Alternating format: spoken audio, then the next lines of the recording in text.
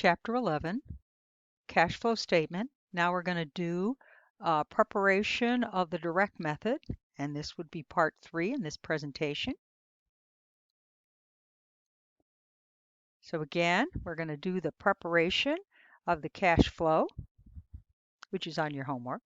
So again, the statement of cash flow, you can either use the indirect method, which we reconcile net income to provide operating activities. And now we're going to cover the direct method, which reports all cash receipts and cash payments from operations. So again, regardless of which method you use, you always get the same answer.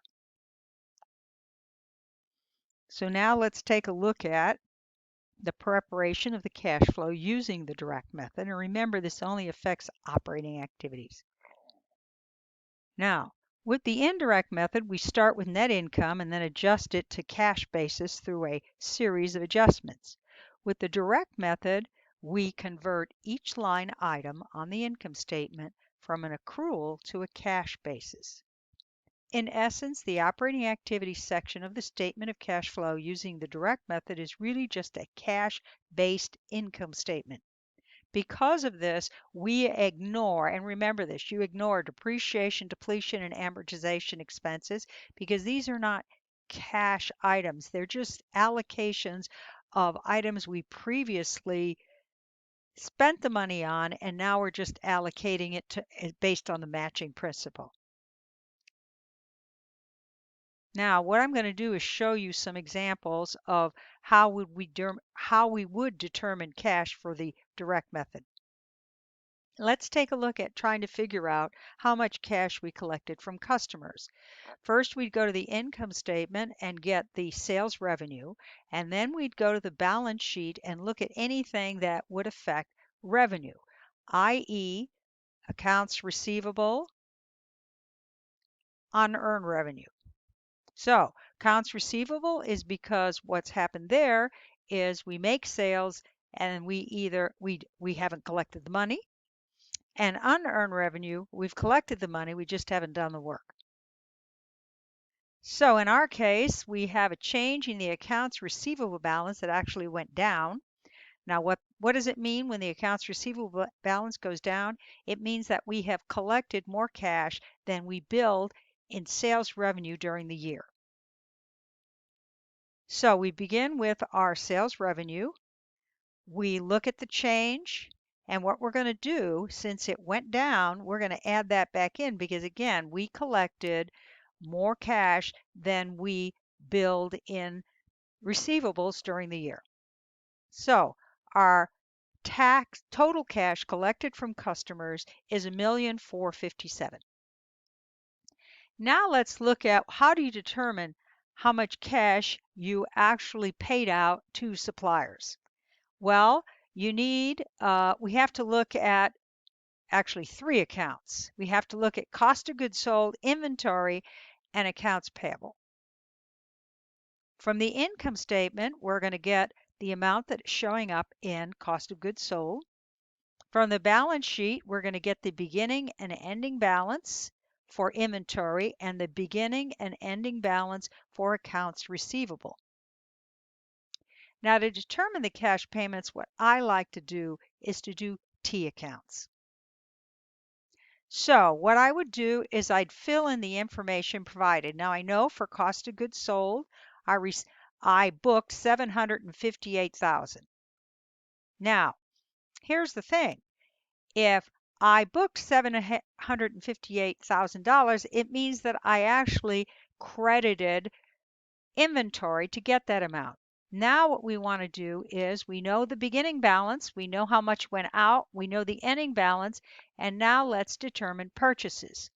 So for purchases, we know that we started with 119, we still have 135, and we transferred out 758. So that tells us our purchases are going to be 774. And we know that next we're going to go to accounts payable, and we know that's where the 774 would go.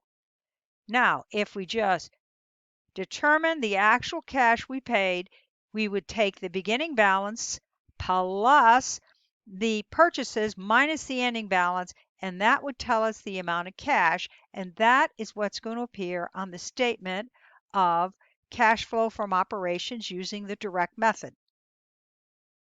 So now let's go ahead and prepare a cash flow statement.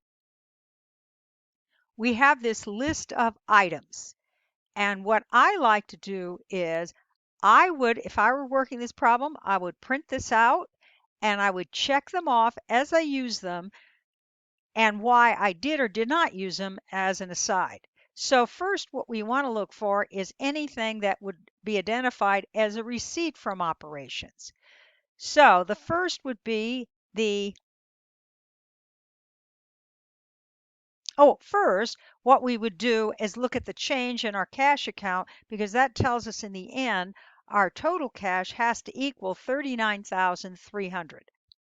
So the first thing we would look at as receipts would be our collection of interest, our collection from customers, and our cash receipt of dividend revenue.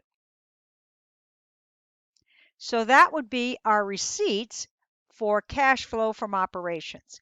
Now what we're going to do is we're going to look at what disbursements did we have for operations. Well, first, we have the payment of the salaries, which would decrease it, payment to suppliers,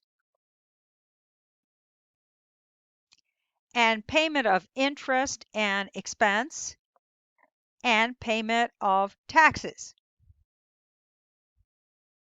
So now you notice I'm checking all these off as I go. And now what I would do is add them all up and subtract them from the receipts, and that gives me my net cash provided in this case by operating activities. Now we'll go to investing activities. So we're going to invest anything that's an investment. Well, first would be we purchased equipment, fixed assets, which would decrease our investing activities. And then we sold a piece of equipment, and that would increase investing activities. Now we're going to put that on our cash flow from investing activities. And now in that case, we used for investing activities. Now that's not a bad thing, because when we used the money, we used it to buy more equipment. So that's always a good thing. Now the last thing we want to do is look at financing activity. Well, we issued stock, that would increase cash. We paid dividends, that would decrease it. We paid a long-term, we sold a long-term note. No, I'm sorry, we issued a long-term note and we received the cash, and then we paid one off. Now, we still have one more item left. Depreciation expense. Remember, that's a non-cash and we ignore it. Now we can finish up our cash flow statement from operations using the direct method. And there it is. And if you notice, the change equals the change in the cash account. And that concludes this presentation.